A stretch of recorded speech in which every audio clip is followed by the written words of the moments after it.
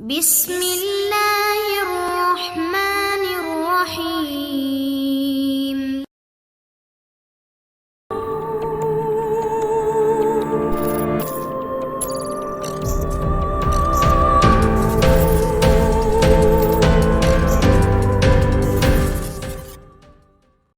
السلام علیکم دوستو، Imran series novel one man show by Mazhar Kaleem M A. اگر آپ نے ابھی تک ہمارے چینل جاسوسی دنیا کو سبسکرائب نہیں کیا تو سبسکرائب کریں اور بیل آئیکن پر کلک کیجیے۔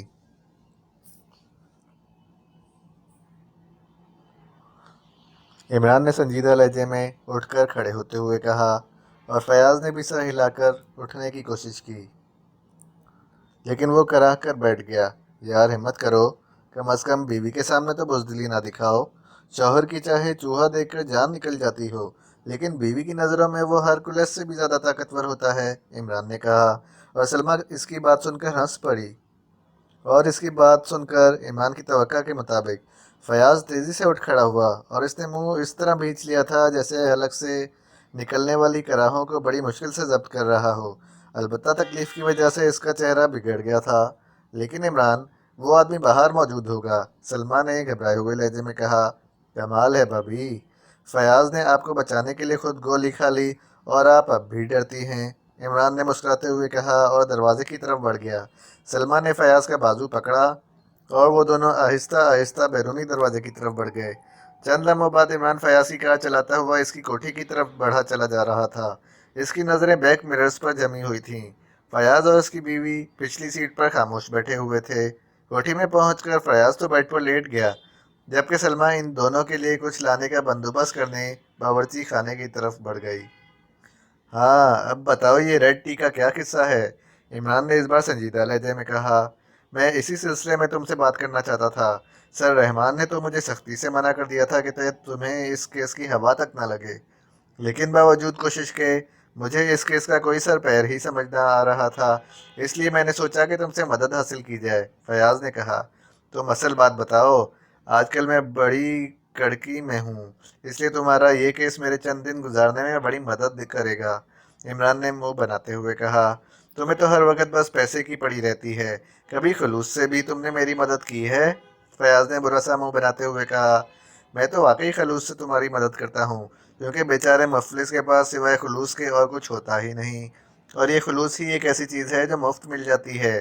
باقی رقم والا مسئلہ تو تمہارا ہے، آخر دوست مشکل وقت میں ساتھ دینا تم پر بھی تو فرض ہے، اور تمہاری فرض شناسی کی تعریف تو ڈیڈی بھی کرتے ہیں، عمران نے اسے مزید طنزی انداز میں مسکا لگاتے ہوئے کہا۔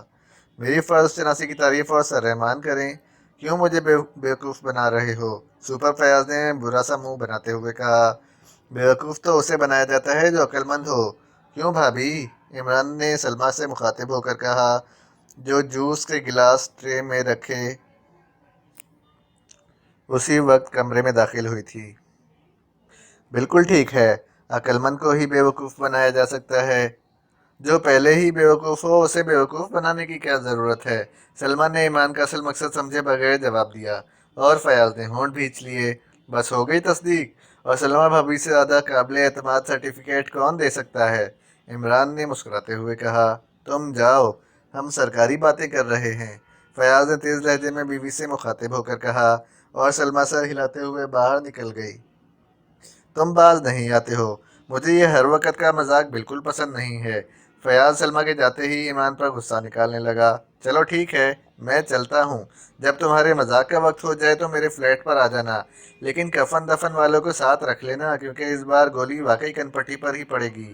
اور ہاں سنو، وصیت ضرور کر جانا، میں بڑا غریب سا آدمی ہوں، چلو وصیت سے ہی امیر بن جاؤں گا، عمران نے کہا اور دروازے کی طرف مڑنے لگا۔ بیٹھ جاؤ پلیز عمران، بیٹھ جاؤ، فیاض نے جلدی سے ایمان کا ہاتھ پکڑتے ہوئے لجاجت بھرے لہجے میں کہا، اور عمران مسکراتا ہوا دوبارہ کرسی پر بیٹھ گیا۔ سنو، ایک ہفتہ قبل سر رحمان نے مجھے بلا کر ایک ٹاپ سیکرٹ فائل دی، اس میں چند خطوط تھے جن میں ملک کے اہم اور اعلیٰ عہدیداروں کے نام لکھے گئے تھے کہ اگر انہوں نے بات نہ مانی تو انہیں قتل کر دیا جائے گا، اور بات یہ تھی کہ یہ سب عہدیدار فوری طور پر اپنے اپنے عہدوں سے استعفیٰ دے دیں۔ ان خطوط کے نیچے ریڈ ٹی لکھا ہوا تھا۔ عام سے کاغذ تھے، اس پر اخبار میں سے الفاظ کاٹ کاٹ کر چپکائے گئے تھے۔ اس طرح ہر خط لکھا گیا تھا: سر رحمان نے مجھے تحقیقات کا حکم دیا۔ میں نے تحقیقات شروع کی، لفافوں سے ڈاک خانوں کی مہریں چیک کریں، ان ڈاک خانوں کی نگرانی کرائی، لیکن کچھ معلوم نہ ہو سکا۔ پھر 2 روز قبل وزارت صنعت کے ایڈیشنل سیکریٹری کو سر عام گولی مار دی گئی۔ فیاض نے کسی ٹیپ ریکارڈر کی طرح بولنا شروع کر دیا تھا: اوہ، ایڈیشنل سیکریٹری کو قتل کیا گیا تھا؟ حالانکہ اخبار میں تو کسی کار ایکسیڈنٹ کا ذکر تھا۔ عمران نے چونکتے ہوئے جواب دیا: ہاں، ایسا جان بوجھ کر کیا گیا تھا تاکہ عوام میں خوف پیدا نہ ہو۔ اس کے بعد پھر ریڈ ٹی کی طرف سے خطوط ملے اور سر رحمان کا پارا اور زیادہ چڑھ گیا، اس لیے جب مجھے اور کوئی صورت نظر نہ آئی تو میں نے تمہیں فون کیا۔ فیاض نے طویل سانس لیتے ہوئے باقی تفصیل بتا دی اور عمران کے چہرے پر چھائی ہوئی سنجیدگی اور زیادہ گہری ہو گئی۔ تو ریڈ ٹی اہم عہدیداروں سے استعفیٰ دلانا چاہتا ہے، مگر کیوں؟ عمران نے پوچھا۔ یہی تو پتہ نہیں چل رہا۔ اس نے تقریباً تمام وزارتوں کے سیکریٹریوں، ایڈیشنل سیکریٹریوں کے نام خطوط لکھے ہیں، یعنی اس کا مطلب یہی ہو سکتا ہے کہ پورا وفاقی سیکریٹریٹ ہی مستعفی ہو جائے۔ فیاض نے سر ہلاتے ہوئے رپورٹ دیتے ہوئے کہا: اوہ، تو اس کا مطلب ہے سر سلطان کو بھی خط ملا ہوگا؟ وہ بھی تو وزارت خارجہ کے سیکریٹری ہیں۔ عمران نے چونکتے ہوئے پوچھا۔ ان کے نام بھی خط آیا ہے، لیکن وہ چونکہ ملک سے باہر گئے ہوئے تھے اس لیے شاید انہیں معلوم نہ ہوگا۔ فیاض نے جواب دیا: سر سلطان ملک سے باہر گئے ہوئے ہیں؟ کب سے؟ عمران نے چونکتے ہوئے پوچھا۔ اسے واقعی معلوم نہ تھا، کیونکہ تقریباً 1 ماہ سے ان کے پاس کوئی کیس نہ تھا، اس لیے سر سلطان سے بھی رابطہ قائم نہ ہوا تھا۔ مجھے یہ تو معلوم نہیں کہ کب گئے ہیں، البتہ جب خط موصول ہوئے تو وہ ملک سے باہر تھے اور اب تک باہر ہیں۔ فیاض نے جواب دیا اور عمران ایک طویل سانس لے کر رہ گیا۔ اس نے سر سلطان کے بارے میں اس لیے پوچھا تھا کہ سر سلطان خط ملنے پر اسے ضرور اطلاع کرتے، چاہے سرکاری طور پر کیس سیکرٹ سروس کے پاس ہوتا یا نہیں۔ ویسے بھی یہ کیس سیکرٹ سروس کا نہ تھا، انٹیلیجنس کا تھا۔ تو اب ریڈ ٹی براہ راست ایکشن پر اتر آیا ہے۔ اب 2 باتیں مجھے بتا دو۔ پہلی تو یہ کہ تم نے اپنے گھر کے ٹیلی فون سے تحقیقات کے بارے میں کس سے بات چیت کی ہے؟ گھر کے فون سے؟ یعنی یہاں سے؟ ہاں، پوری انٹیلیجنس اس مسئلے پر کام کر رہی ہے، اور دفتر کے بعد وہ مجھے گھر کے فون پر ہی رپورٹ دیتے ہیں۔ فیاض نے چونکتے ہوئے جواب دیا۔ ٹھیک ہے، اب دوسری بات، ریڈ ٹی کی طرف سے تمہیں پہلے بھی کوئی دھمکی ملی ہے؟ عمران نے پوچھا۔ نہیں، اس سے پہلے تو کوئی دھمکی نہیں ملی۔ اوکے، اب میں سمجھ گیا کہ یہ ریڈ ٹی کون ہے۔ کیا کہا؟ تم سمجھ گئے ہو کون ہے؟ فیاض نے بری طرح سے بکھلائے ہوئے انداز میں کہا، اور ایک جھٹکے سے اٹھ کر بیٹھ گیا۔ کوئی مجرم لگتا ہے، عمران نے بڑے معصوم سے لہجے میں کہا، اور فیاض کے ہونٹ یک لخت بھنس گئے۔ تم مجھ سے چھپا رہے ہو، سچ بتاؤ، کیا تم واقعی اسے پہچان گئے ہو؟ فیاض نے کہا۔ دیکھو فیاض، پہلی بات تو یہ ہے کہ یہ کیس تمہارے پاس ہے، اس لیے تم اسے حل کرنے کے پابند ہو۔ دوسری بات یہ کہ ریڈ ٹی نے تمہیں دھمکی دی ہے، مجھے تو نہیں دی، اس لیے میرا کوئی تعلق بنتا ہی نہیں۔ پھر میں سر کیوں کھپاتا پھروں؟ عمران نے بڑے سپاٹ لہجے میں کہا۔ تو تم میری مدد نہیں کرو گے؟ فیاض نے دانت پیستے ہوئے کہا۔ مدد؟ ارے یار، میں نے تمہیں پہلے بھی بتایا ہے کہ کڑکی کا زمانہ ہے، اس لیے بھلا میں کیا مدد کر سکتا ہوں؟ البتہ شاید 2-4 روپے جیب میں پڑے ہوں تو میں کہہ نہیں سکتا۔ عمران نے باقاعدہ جیبیں ٹٹولتے ہوئے کہا۔ ٹھیک ہے، تم جا سکتے ہو، میں خود ہی اس کیس کو حل کر لوں گا، نہ کر سکا تو استعفیٰ دے دوں گا۔ ٹھیک ہے، جاؤ، فیاض نے باقاعدہ روٹنے والے انداز میں کہا، اور سرہانے سے سر ٹکا کر اس نے آنکھیں بند کر لیں۔ استعفیٰ دینے کے بعد مجھے اطلاع ضرور کرنا، تاکہ تمہاری پوسٹ پر میں سلیمان کا انٹرویو کروا سکوں۔ کم از کم اس کی تنخواہ سے تو میری جان چھوٹ ہی جائے گی۔ عمران نے مسکراتے ہوئے جواب دیا۔ تم میری توہین کر رہے ہو۔ میں تمہیں اب تک دوست سمجھتا رہا ہوں، لیکن اب مجھے معلوم ہو گیا ہے کہ تم انتہائی مطلبی، خود غرض آدمی ہو۔ تمہیں صرف رقم سے مطلب ہے، صرف رقم سے۔ بولو، ریڈ ٹی کا کیس حل کرنے کے لیے کتنی رقم لوگے؟ سودا کرو مجھ سے۔ فیاض نے حلق کے بل چیختے ہوئے کہا۔ اس کی آواز غصے کی شدت سے کانپ رہی تھی۔ کیا دے سکتے ہو؟ عمران نے اس طرح مطمئن لہجے اور خالص کاروباری لہجے میں کہا جیسے واقعی فیاض کے ساتھ اس کا صرف کاروباری رشتہ ہو، اور فیاض کا چہرہ اور زیادہ غصے سے پھڑکنے لگا۔ تو میرا خیال درست ہے، تم خود اپنی بولی لگاؤ، فیاض نے زہر خند لہجے میں کہا۔ بولی لگاؤں، لیکن یہاں تو خریدار ہی مجھے نظر نہیں آ رہے اور تم تو خود مدد کے طلبگار ہو۔ عمران نے اسی طرح مسکراتے ہوئے کہا۔ یہ کس چیز کی بولی لگ رہی ہے؟ اچانک دروازے سے فیاض کی بیوی سلمہ کی آواز سنائی دی۔ میری بولی لگ رہی ہے؟ فیاض صاحب مجھ سے کیس حل کرانا چاہتے ہیں؟ میں نے تو کہا ہے کہ تم میرے دوست ہو، اور بھلا دوستوں کے کام اگر آدمی نہ آئے تو پھر وہ آدمی ہی نہیں رہتا۔ لیکن فیاض صاحب بڑے ہوئے ہیں کہ نہیں، تم باقاعدہ سودا کرو، رقم بتاؤ۔ وہ کہہ رہے ہیں کہ ان کے پاس اتنی رقم ہے کہ تمہیں سونے میں تول سکتا ہوں۔ عمران نے بڑے معصوم سے لہجے میں کہا۔ یہ تمہیں سونے میں تولے گا؟ تنخواہ تو پوری گھر میں آتی نہیں۔ پچھلے 1 سال سے کہہ رہی ہوں کہ سونے کا ایک لاکٹ بنوا دو، تو یہی جواب ملتا ہے کہ پیسے نہیں ہیں۔ بونس ملے گا تو لاکٹ بنوا دوں گا، اور تمہیں سونے میں تولے گا؟ کیوں فیاض؟ سلمہ نے یک لخت غصیلے لہجے میں کہا۔ یہ ایسے ہی بکواس کرتا رہتا ہے اور تم ہمیشہ اس کی باتوں میں آ جاتی ہو۔ تنخواہ تو تمہارے سامنے آتی ہے اور تم ہی اسے خرچ کرتی ہو۔ میں تو جیب خرچ بھی تم سے لیتا ہوں، فیاض نے رو دینے والے لہجے میں کہا۔ ساتھ ہی وہ عمران کو ایسی نظروں سے دیکھ رہا تھا جیسے کہہ رہا ہو خدا کے لیے سلمہ کو بینکوں والے اکاؤنٹ کے متعلق نہ بتانا۔ لیکن ابھی تو تم سودا کر رہے تھے کہ اپنی بولی لگاؤ، عمران نے مزے لیتے ہوئے کہا۔ وہ تو میں مذاق کر رہا تھا، تم تو جانتے ہو سوکھی تنخواہ پر گزارا ہے، اور آج کل جو تنخواہ ملتی ہے، فیاض نے بات بنانے کی کوشش کرتے ہوئے کہا، وہ تو ایک دن کی پرفیوم پر ہی خرچ ہو جاتی ہوگی۔ کیوں؟ عمران نے اسے چھیڑتے ہوئے کہا۔ کیا کہہ رہے ہو؟ یہ پرفیوم وغیرہ خریدی جاتی ہے؟ مجھے تو یہی بتایا جاتا ہے کہ تحفے میں ملتی ہے، سلمہ نے چونکتے ہوئے پوچھا۔ تحفہ؟ ہاں، تحفہ ہی ہوتا ہے۔ بھلا دکاندار کی جرت ہے کہ سپر فیاض کو تحفہ نہ دے، عمران نے مسکراتے ہوئے کہا۔ وہ شاید کہنا تو کچھ اور چاہتا تھا، لیکن فیاض نے بیوی کی نظر بچا کر ہاتھ جوڑ دیے۔ اس کے چہرے پر اس وقت واقعی بے چارگی اپنی انتہا کو پہنچی ہوئی تھی۔ اچھا، یہ میں پوچھنے آئی تھی کہ کھانا لگا دوں؟ سلمہ نے مطمئن ہوتے ہوئے کہا۔ ہاں لگواؤ، عمران بھی کھائے گا، آخر وہ میرا دوست ہے، فیاض نے جلدی سے کہا، اور سلمہ سر ہلاتی ہوئی تیزی سے واپس مڑ گئی۔ میں دوست ہوں؟ میں تو مطلبی اور خود غرض آدمی ہوں۔ کیوں؟ سلمہ کے جاتے ہی عمران نے آنکھیں نکالتے ہوئے کہا۔ اوہو، تم بات ہی ایسی کرتے ہو کہ مجھے غصہ آ جاتا ہے، فیاض نے شرمندہ سے انداز میں ہنستے ہوئے کہا۔ تو پھر کیا خیال ہے، سلمہ بھابھی کو بھی تمہارے بینک اکاؤنٹس کی پوری تفصیل بتا دوں؟ اس کے بعد شاید تم اسے سونے کا لاکٹ بنوا کر دینے کے لیے بونس کا انتظار نہیں کرو گے۔ او خدا کے لیے عمران، فار گاڈ سیک، سلمہ کو اس بات کی ہوا بھی نہ لگنے دینا، ورنہ مجھے خودکشی کرنی پڑے گی۔ پلیز عمران، تم تو میرے بہترین دوست ہو، انتہائی فراخ دل، بے غرض۔ پلیز عمران، فیاض نے بری طرح گڑگڑاتے ہوئے سچ مچ عمران کے آگے ہاتھ جوڑ دیے۔ واہ، اب وہ دوست کی تعریف ہی بدل گئی، اب میں فراخ دل اور بے غرض بن گیا ہوں۔ واہ، اسی لیے تو بزرگ کہتے ہیں کہ شادی کے بعد ہی آدمی کو صحیح عقل آتی ہے، عمران نے مسکراتے ہوئے جواب دیا۔ اور پھر اس سے پہلے کہ فیاض کچھ کہتا، پاس پڑے ہوئے ٹیلی فون کی گھنٹی بج اٹھی۔ فیاض نے جلدی سے ہاتھ بڑھا کر ریسیور اٹھا لیا۔ کون بول رہا ہے؟ فیاض نے قدرے سخت لہجے میں کہا۔ یہ عمران تمہارے پاس بیٹھا کیا کر رہا ہے؟ کیا تم اسے میرے خلاف آمادہ کر رہے ہو؟ اگر ایسی بات ہے تو عمران کو کہہ دینا کہ ریڈ ٹی اگر چاہے تو اس سے سڑک پر گولی مار سکتا ہے، اس کے فلیٹ کو بم سے اڑا سکتا ہے، اس کی والدہ اور بہن کو اغوا کر سکتا ہے۔ دوسری طرف سے ایک بھاری آواز سنائی دی۔ آواز چونکہ عمران کے کانوں تک بھی پہنچ رہی تھی، اس لیے عمران نے یکلخت ریسیور فیاض سے چھین لیا۔ مداری کی ڈگڈگی پر ناچ سکتا ہے، عمران نے جواب دیتے ہوئے کہا۔ تو تم میرا مذاق اڑا رہے ہو؟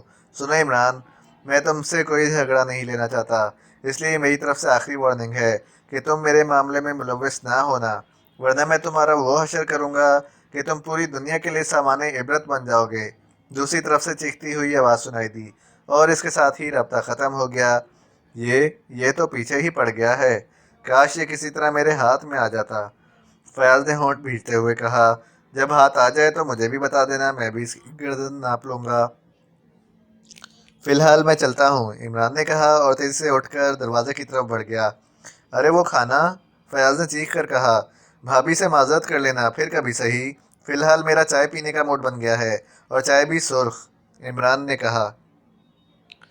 और तेजी से बाहर निकल गया। इमरान की बात सुनकर फयाज के चेहरे पर यकलख्त मुस्कुराहट सी रेंग गई, क्योंकि इमरान के फिक्र से वो समझ गया था कि अब इमरान रेड टी के केस पर काम करने का फैसला कर चुका है। और इतना उसे एतमाद था कि अब रेड टी के दिन गिने जा चुके हैं। इमरान ने कार जैसे ही होटल की पार्किंग में रोकी, एक और कार इसके करीब आकर रुकी।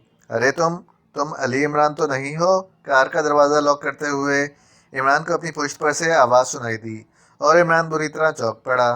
तो साथ वाली कार से एक लंबा तड़ंगा गैर मुल्की नौजवान नीचे उतर रहा था और दूसरे लम्हे इमरान उसे पहचान गया। वो फ्रैंक था, ऑक्सफर्ड में इसका गहरा दोस्त। फ्रैंक, तुम?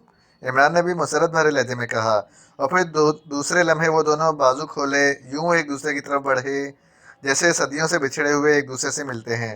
अरे अरे खुदा के लिए, अरे मेरी पसलियाँ, अरे ये फौलाद की नहीं है, इमरान ने भीचे पीछे लहजे में कहा। मुझे मालूम है तुम्हारी पसलियों के मुतालिक, और ये भी सुन लो कि मैं तुम्हारे कारनामों से भी वाकिफ़ हूँ, इसलिए मेरे साथ किसी चक्करबाजी की कोशिश ना करना, फ्रैंक ने अलहदा होते हुए कहा। इसके चेहरे पर वाकई खुलूस और दोस्ती की जगमगाहट मौजूद थी। अच्छा, तो तुमने शायद मेरी पसलियों पर ही मकाला लिखकर डॉक्टरेट की डिग्री हासिल की होगी, क्योंकि मुझे मालूम हुआ था कि तुमने डॉक्टरेट की डिग्री ऑक्सफर्ड से हासिल कर ही ली थी। इमरान ने हंसते हुए कहा। हाँ, बड़ी मुश्किल से मिली थी, वो मेरा मकाला ही पास ना कर रहे थे। बहरहाल हो गई, फ्रैंक ने हंसते हुए कहा। यानी ऑक्सफर्ड वालों को आखिरकार शर्म आ ही गई। सुनाओ, आजकल क्या हो रहा है? मुझे तो पता चला था कि तुम हॉलैंड की इंटेलिजेंस यानी खुफिया सर्विस में मुलाजिम हो। इमरान ने सर हिलाते हुए कहा। अरे, तुम्हें कैसे पता चल गया? कमाल है, तुम कभी हॉलैंड नहीं आए, मैं पहली बार यहाँ पाकिशिया आया हूँ। फिर कैसे? फ्रैंक के लहजे में बेपनाह हैरत थी। आओ हॉल में चलकर बैठते हैं, फिर मैं तुम्हें बताता हूँ तफसील से कि मैं कितना बड़ा नजूमी हूँ, इमरान ने मुस्कुराते हुए कहा और फ्रैंक का हाथ पकड़कर हॉल के मेन गेट की तरफ चल पड़ा। नजूमी, और तुम क्यों इल्म नजूम का बेड़ा गर्क करने पर तुले हुए हो? फ्रैंक ने बेख्तियार हंसते हुए कहा। देखो फ्रैंक, ये ठीक है कि तुम मेरे गहरे दोस्त हो, और ये भी ठीक है कि तुम तवील अरसे बाद मिले हो, लेकिन मैं तुम्हें अपना फ़न का मजाक उड़ाने की इजाज़त नहीं दे सकता। हाँ, इमरान ने बड़े संजीदा लहजे में कहा। फ़न का मजाक? वाह, तुम्हारा फ़न! सुनो इमरान, मैंने पहले कहा कि मेरे सामने तुम्हारी बकवास नहीं चल सकती। मैं तुम्हारी रग रग से वाकिफ़ हूँ, फ्रैंक ने मुंह बनाते हुए कहा। लो, तुम मुझसे भी बड़े नजूमी हो, यानी रगे मेरी और वाकिफ़ हो तुम, इमरान ने मुंह बनाते हुए कहा। इस वक्त वो हाल में दाखिल हो चुके थे। यार, ये मिलते ही तुमने क्या नजूमी नजूमी की रट लगा रखी है? क्यों मेरा मूड ख़राब कर रहे हो? कोई और बात करो, तुम जानते तो हो मुझे गुस्सा बहुत आ जाता है, फ्रैंक ने कहा। तो फिर मैं फ्रैंक की बजाय फरहान बन जाता हूँ, क्यों? इमरान ने मुस्कुराते हुए कहा। ओ जालिम, ये तुमने क्या याद दिला दिया, हम तो तड़पते ही रह गए। ओ फरहान को वो रीछ की शक्ल वाला हेनरी ले उड़ा, अब तो वो 6-7 बच्चे भी पैदा कर चुकी होगी, फ्रैंक ने बुरा सा मुंह बनाते हुए कहा। और इमरान इसका लहजा सुनकर बेख्तियार हंस पड़ा। वो दोनों एक खाली मेज पर बैठ चुके थे। तो क्या हुआ, क्रिकेट की बाकी टीम तुम पूरी कर लेना, इमरान ने हंसते हुए कहा। वो रीछ इसकी जान छोड़ेगा? तो बहरहाल छोड़ो इस बात को, ये बताओ कि क्या तुम वाकई यहाँ की सीक्रेट सर्विस के लिए काम करते हो? फ्रैंक ने संजीदा होते हुए पूछा। सीक्रेट सर्विस के लिए? अरे क्या गजब करते हो, क्यों डैडी से मुझे जूतियाँ मरवाने का इरादा है? इमरान ने खौफजदा होते हुए कहा। क्यों, इसमें जूतियाँ कहाँ से घुस आईं? सीक्रेट सर्विस के लिए काम करना जुर्म है? फ्रैंक के चेहरे पर हैरत थी। जज जज जुर्म तो नहीं है, लेकिन तुम खुद सोचो, डैडी तो सेंट्रल इंटेलिजेंस के डायरेक्टर जनरल हैं, और इनका बेटा लंबे डंडे वाला ब्रश उठाए लोगों की खुफिया सर्विस करता फिरे। डैडी से भला कैसे गवारा कर सकते हैं? इमरान ने कहा। ब्रश उठाए और खुफिया सर्विस करता फिरे? क्या तुम अभी भी मेंटल अस्पताल से तो फरार होकर नहीं आए हो? मैं सीक्रेट सर्विस की बात कर रहा हूँ, और तुमने न जाने क्या बकवास शुरू कर दी है, फ्रैंक ने हैरत भरे लहजे में कहा। भाई, इंसान की खुफिया सर्विस यानी सीक्रेट सर्विस यही तो हो सकती है कि ब्रश से सफाई। अरे अब मैं कैसे वजाहत करूं, बात ही शर्म वाली है, इमरान ने बाकायदा संजीदा होते हुए कहा। और फ्रैंक चंद लम्हे तो इसे गौर से देखता रहा, जैसे इसकी बात पर गौर कर रहा हो। दूसरे लम्हे इसके हलक से इस कदर जोरदार कहकहा निकला कि हॉल में मौजूद हर शख्स बेख्तियार चौंक कर उसे देखने लगा। ارے ارے آہستہ ہنسو، یہ شرفا کا ہوٹل ہے، خفیہ سروس والوں کا نہیں، عمران نے کہا۔ اچھا تو تم مجھے بھی اس خفیہ سروس میں گھسیٹ لیا۔ ویسے ایک بات ہے، سیکرٹ سروس کے اس نئے معنی نے مزہ دے دیا ہے۔ بہت خوب، فرینک نے بڑے بے تکلفانہ انداز میں عمران کے زانوں پر زور سے ہاتھ مارتے ہوئے کہا، اور عمران یکلخ چیختا ہوا اچھلا اور کرسی سمیت نیچے فرش پر جا گرا۔ ارے ارے کیا ہوا؟ فرینک بوکھلا کر اٹھ کھڑا ہوا، جبکہ عمران کے منہ سے اس طرح کراہیں نکل رہی تھیں جیسے اس کے جسم کی ساری ہڈیاں ٹوٹ کر بکھر گئی ہوں۔ پاس ہی موجود ویٹر تیزی سے عمران کی طرف بڑھا۔ ادھر فرینک نے بھی جھک کر اس کا بازو پکڑا اور عمران کراتا ہوا یوں اٹھا جیسے اٹھ کر اس نے فرینک کی 7 پشتوں پر احسان کر دیا ہو۔ ویٹر نے کرسی سیدھی کی۔ یہ تمہیں کیا ہو گیا تھا؟ پہلے تو تم اس قدر کمزور نہ ہوتے تھے، فرینک نے حیران ہوتے ہوئے پوچھا۔ اس وقت جوانی تھی، اب تو بڑھاپے کی آخری منزلیں بھی کراس کر چکا ہوں، عمران نے کراتے ہوئے منہ بنا کر جواب دیا۔ صاحب کیا لاؤں؟ ویٹر نے مسکراتے ہوئے پوچھا۔ ان سے پوچھ لو یہ کیا پینا چاہتے ہیں، اور میرے لیے ہلدی چونا۔